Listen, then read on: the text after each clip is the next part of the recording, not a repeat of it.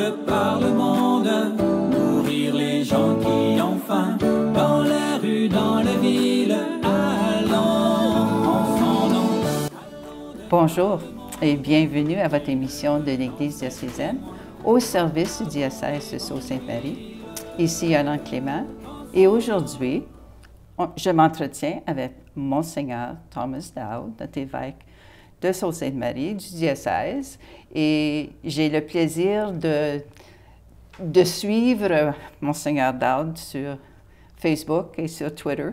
Et j'ai écouté une homélie en anglais intitulée « Resentment », puis j'ai pensé que ça serait très intéressant de jaser au niveau de ce sujet qui est quand même très intéressant et souvent pénible. Mais alors, merci Monseigneur d'être avec nous, avec votre horaire chargé. Vous trouvez toujours du temps pour venir nous parler. C'est une priorité pour moi. À travers l'Église diocésaine, j'ai la chance d'avoir ce contact avec tous les gens de notre diocèse et même en dehors de notre diocèse. Oui, exactement. On sait que les gens partout nous écoutent de plus en plus, même en Europe. Alors, lors de votre homélie en anglais, vous avez parlé du processus des obstacles à la perfection. Vous avez parlé de dette émotionnelle. Vous avez parlé aussi de liberté, de choisir librement, ou qu'on appelle free will en anglais. Mais aussi, vous avez parlé de haine et de rancœur. Ça m'avait beaucoup frappé et touché. Puis c'était dans le cadre d'une conférence, si je ne me trompe pas. Première chose, c'était dans le contexte du carême. Donc, le carême, c'est un temps dans notre saison liturgique où on a la chance de faire cet examen de soi pour un peu se préparer pour Pâques, pour recevoir la grâce de Dieu davantage. C'était aussi, un autre contexte, c'était une retraite faite pour un groupe de prière. Et donc, une conférence, une messe qu'ils m'ont demandé de célébrer. Donc, c'était l'homélie lors de la messe. C'était pour Pâques, pas pour Pâques, pour le carême, comme je dis. Il y a des moments où, des fois, où j'ai un texte bien préparé pour une homélie. Il y a d'autres moments où c'est plus, j'ai quelques points en tête, puis je pense que je vais développer ces points. Et les lectures bibliques touchaient la question de la perfection. Soyez parfaits comme votre Père céleste est parfait. C'est pas évident, ça. Imagine, si quelqu'un est un peu nerveux ou souffre d'anxiété, bon, ça, c'est un commandement qui peut facilement rendre quelqu'un assez anxieux. Alors, j'ai commencé en disant du calme, il faut regarder ça. Mais en développant mon homélie, j'ai eu cette expérience où dans ma tête, je pensais que j'allais dans un certain sens, mais je me trouvais tiré d'un autre bord pour adresser une autre question et finalement, le résultat était une homélie que je n'avais moi-même pas totalement prévue. Mais il y a eu une grande réaction à ça. Je l'ai mis sur Facebook, comme SoundCloud, Facebook, Twitter, et puis j'ai eu plusieurs réactions. Des gens qui m'ont téléphoné, m'ont laissé des messages. J'ai maintenant une émission d'Église diocésaine qui me dit que ce n'était pas un sujet juste pour le carême, juste pour une conférence. Le Saint-Esprit voulait qu'on en parle. Exact. Et je suis heureux d'en parler aujourd'hui. Oui, exactement. Le Saint-Esprit vous a amené là sûrement pour ces raisons. Une question de sémantique, par exemple. En français, lors de mes recherches, j'ai rencontré le mot rancune, rancœur, amertume, ressentiment. Est-ce que vous utilisez ces différents termes dans différents contextes ou est-ce que pour vous, c'est synonyme puis c'est juste une question de... Le mot que j'entends le plus souvent qui exprime l'expression en anglais « resentment », c'est « ressentiment ». Okay. C'est ce que j'entends. Mais « rancœur », ça vient avec. C'est assez synonyme.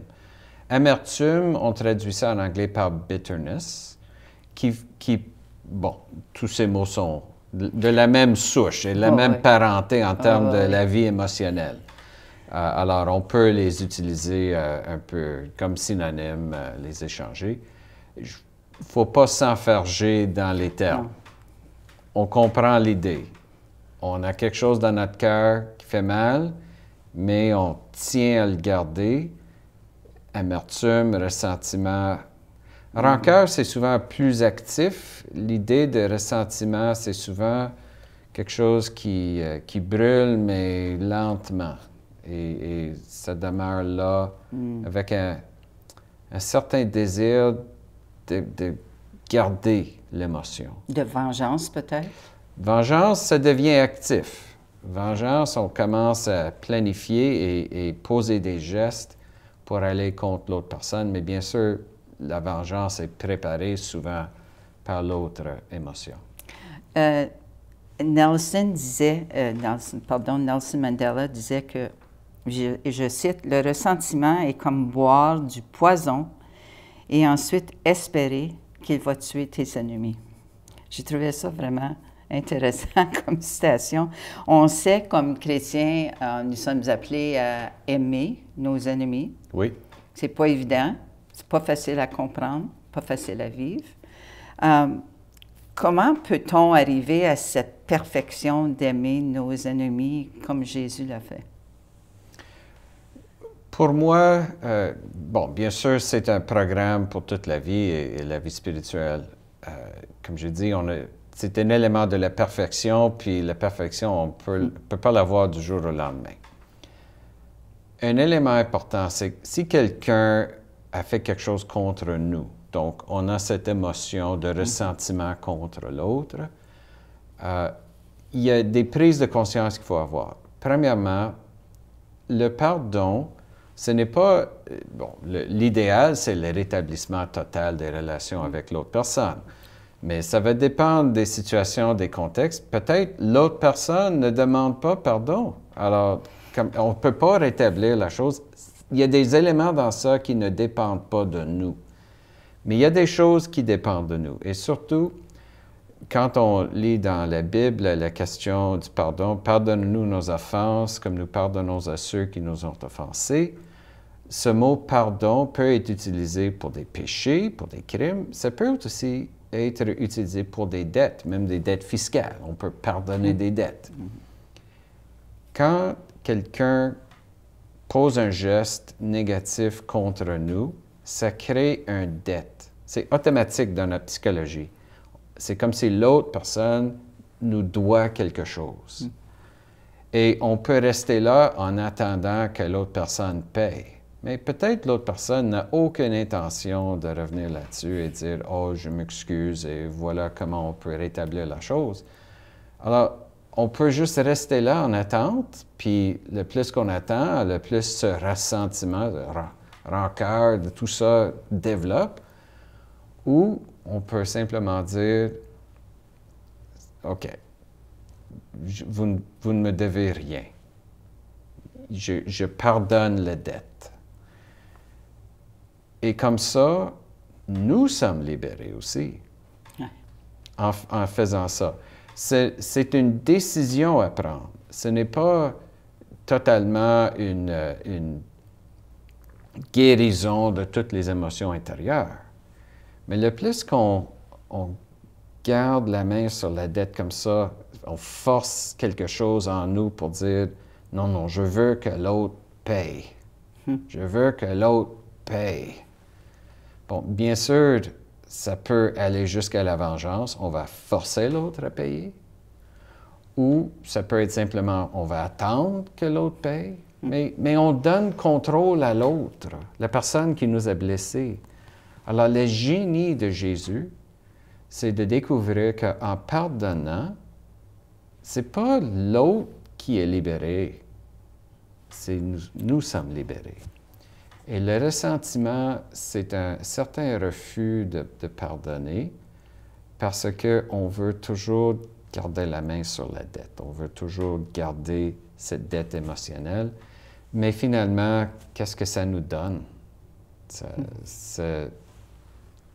Ça fait que la blessure continue. Alors, vous dites que c'est une décision, c'est un choix qu'on doit faire. Absolument. Mais tout le monde ressent la rancune. C'est un sentiment très naturel, très humain. Mais est-ce que c'est possible que personne n'est pas consciente qu'elle est une personne rancunière et qui a tendance à tenir ces choses-là à cœur trop longtemps? Puis, quels sont les signes que la personne ressent, même si elle est inconsciente? C'est surtout quand il y a un changement dans notre comportement qui fait qu'on essaie d'éviter le contact avec l'autre. Bien sûr, si on commence à avoir des pensées de vengeance, on est au courant. Mais souvent, ce n'est pas ça. C'est qu'on va dans un magasin, puis on regarde à travers la fenêtre, puis on voit que, oh, l'autre personne est chez Food Basics ou l'autre personne est chez Loblaws. Bon, je vais faire mon épicerie demain. Je ne veux pas voir l'autre. Je ne veux pas que l'autre me voie. L'évitement. L'évitement, c'est le point de départ de ça. Et c'est une indication qu'on a perdu notre liberté. Que même la présence de l'autre nous affecte à un tel point qu'on ne peut pas... La vie normale est transformée d'une certaine manière, même juste dans des petites choses. Quelqu'un nous invite à une fête ou à un souper, puis immédiatement on pense, « Oh, est-ce que l'autre va être là? » Oh, et puis ça change notre réponse à l'invitation. On n'est pas libre. On n'est pas libre.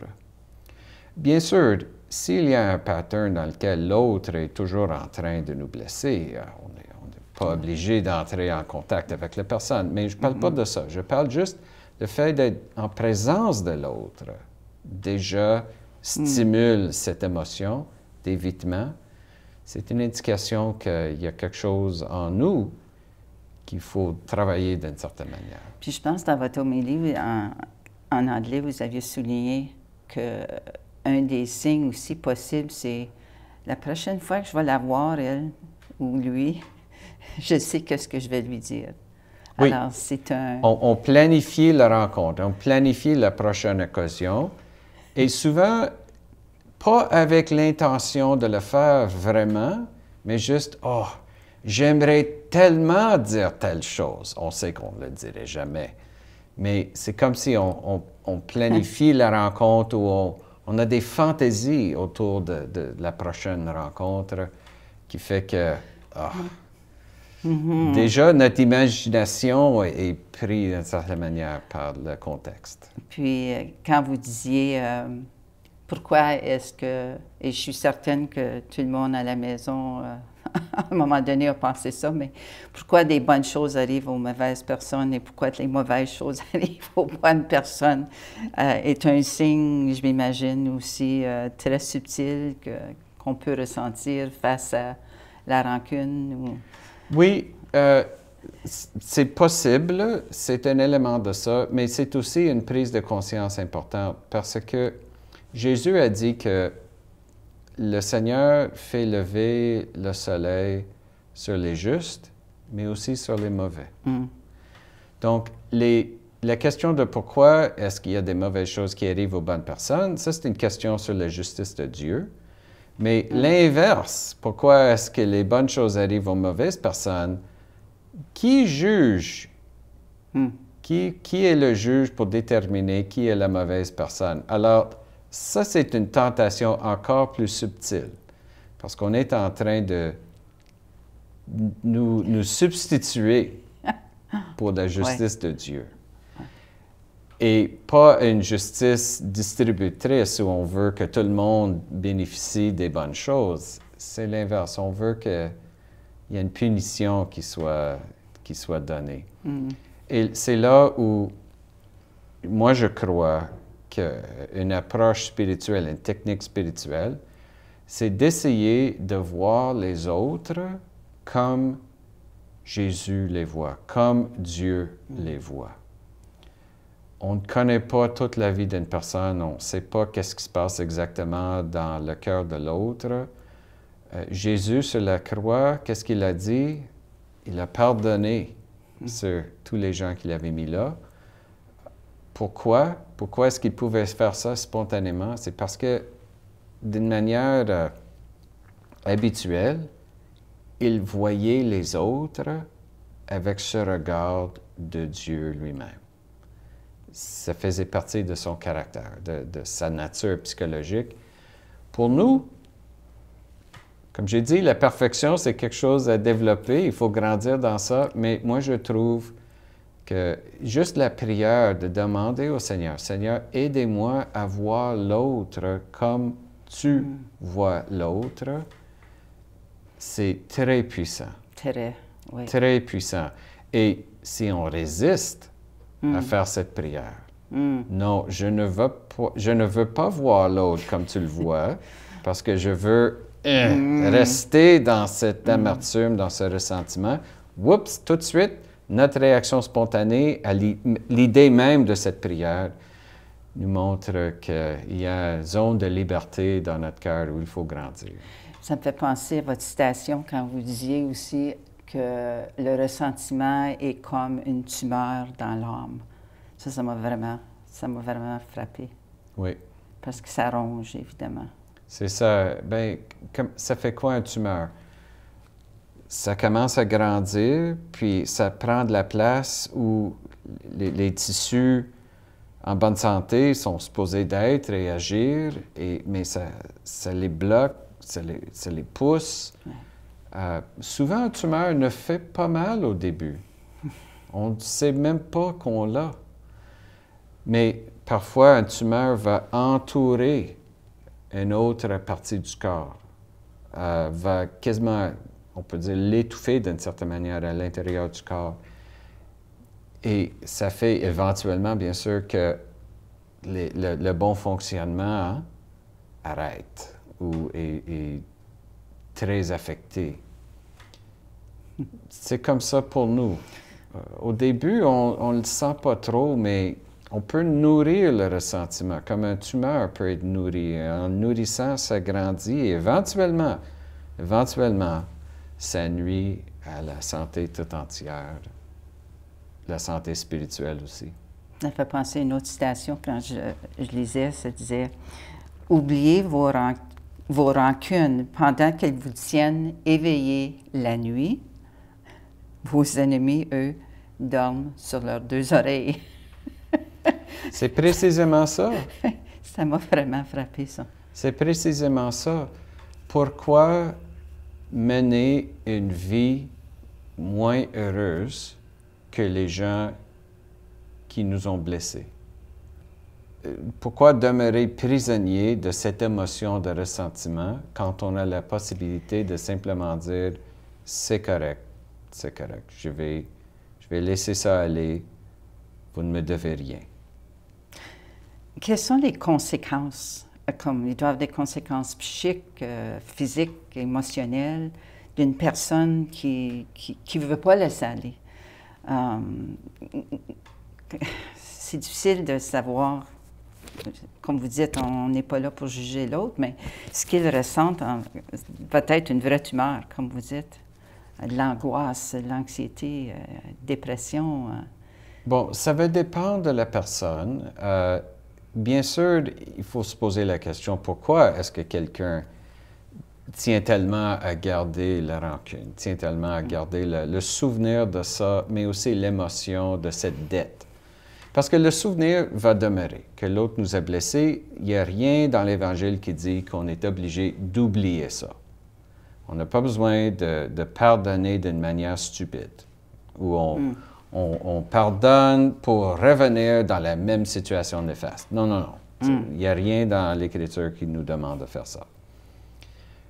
Mais pourquoi est-ce que les gens tiennent tellement à garder la dette émotionnelle? Bon, ça va dépendre, je pense, de chaque personne. Parfois, c'est parce qu'on veut tellement restaurer la relation, on a une espérance, parfois c'est ça. Un besoin. Un besoin. Mais ça revient toujours à nous. Donc, quels sont les avantages de pardonner? Moi, je me souviens d'un cas, j'accompagnais quelqu'un dans sa famille, un parent lui avait menti sur une question très importante. Ça a affecté toute la relation de la famille parce que le mensonge n'était pas juste à cette personne, mais à tous les membres de la famille. Et que la personne avait décidé de faire confiance et de croire à l'autre. Et quand finalement le mensonge avait été révélé, la décision après, c'était de ne plus faire confiance à personne après. Le pardon à cette personne, aux parents qui avaient menti, était nécessaire pour réapprendre à faire confiance à d'autres en même temps. Alors, vous voyez, c'est possible qu'un péché et dans son cas, je pense, la douleur associée à cette trahison et l'incapacité de pardonner parce qu'elle était tellement blessée, faisait que toute sa vie a été affectée. C'était très difficile d'entrer de trouver un mari, d'entrer en relation de confiance avec d'autres. En guérissant ça, en disant, OK, l'autre a posé ce geste, je ne peux pas le comprendre, je ne vais jamais l'oublier, mais je suis prêt à pardonner, a ouvert toute sa vie et son âme à un avenir plein de bénédictions. Je suis toujours en contact avec cette personne. C'était nécessaire de nommer la blessure, mais aussi de laisser aller. Et l'autre n'a jamais demandé pardon pour le mensonge. En même temps, la personne était capable de pardonner en disant « Je laisse la dette. Je laisse la dette sur la table. Et moi, je vais continuer ma vie avec cette liberté. » Et toutes les autres conséquences étaient un peu... on a remis les pendules à l'heure, d'une certaine manière, dans son âme. C'était un exemple remarquable de guérison, quelque chose que j'ai vu avec mes yeux, que j'ai vécu, qui m'a convaincu du pouvoir de l'Évangile à ce sujet. Puis on sait comme humains, on a tous des conflits. Je veux dire, c'est inévitable comme humain, mais le pouvoir de pardonner, puis de pouvoir passer l'éponge, comme on dit, puis oublier, pas qu'on oublie, on n'oublie pas, c'est là, puis ça nous... Mais pardonner, comment convaincre une personne que le pardon est la solution, puis que c'est une liberté pour cette personne-là. Comment est-ce qu'on peut convaincre une personne de ça? Je pense qu'il y a deux éléments. Premièrement, il faut comprendre que nous sommes tous des pécheurs. Personne n'est parfait. Et nous avons tous, nous-mêmes, besoin de pardon. Souvent, le ressentiment qui est un jugement contre l'autre est accompagné d'un certain aveuglement sur notre propre situation. Parfois, le ressentiment, on cherche à le garder parce que ça évite pour nous d'être obligés de regarder notre part. C'est aussi une autre possibilité. Alors, cette humilité que nous avons, nous aussi, besoin de pardon, ça aide beaucoup à relativiser les choses et de vivre le sacrement de réconciliation, par exemple. Il y a des psychologues, j'ai rencontré des psychologues qui m'ont dit que le pouvoir extraordinaire du sacrement de réconciliation sur le plan de la guérison psychologique, c'est même utilisé dans les mouvements comme AA, où on cherche à aider les gens à passer à travers les péchés du passé pour ne pas garder cette amertume. C'est réel. Donc, moi, je pense que c'est un point de départ important. C'est le vrai désir d'être pardonné nous aide à pardonner les autres. Et comme vous dites, quelle liberté. Bien, merci, Monseigneur. Notre temps est déjà épuisé. On aurait pu avoir 1 heure là-dessus. Absolument. Puis, pour compléter cette émission, récitons une prière ensemble pour vaincre le ressentiment, pour que, comme on dit, le soleil ne se couche jamais sur notre rancœur ou notre ressentiment. Alors, Yolande Clément pour l'Église diocésaine, au service du diocèse de Sault-Sainte-Marie. À la prochaine. Seigneur, donne-moi l'ouverture de mon cœur de voir les autres personnes la façon que tu les vois.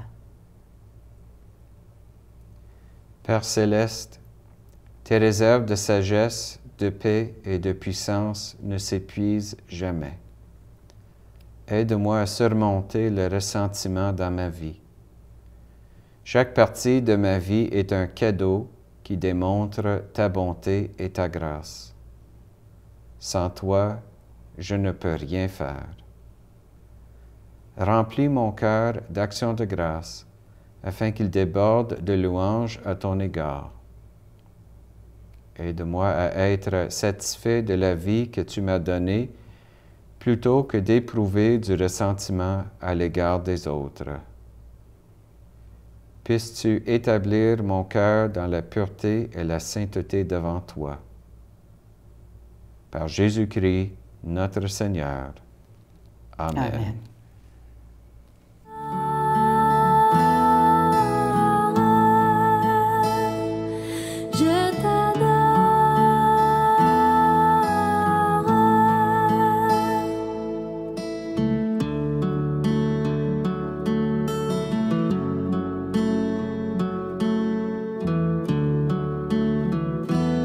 Oh Jésus, je t'adore, tout mon être se prosterne. Oh Jésus, je t'adore, toi qui m'aimes tel que je suis, je t'accueille.